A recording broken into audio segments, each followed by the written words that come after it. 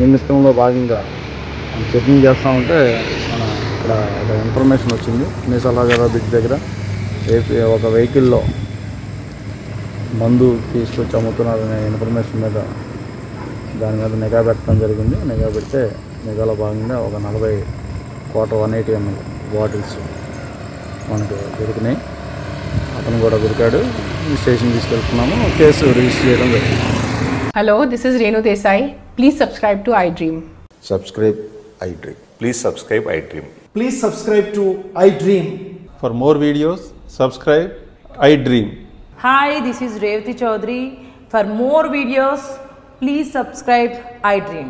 For more videos, please subscribe iDream.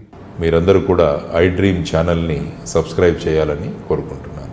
I'm Sucharita, Home Minister of Andhra Pradesh. For more videos, subscribe iDreams.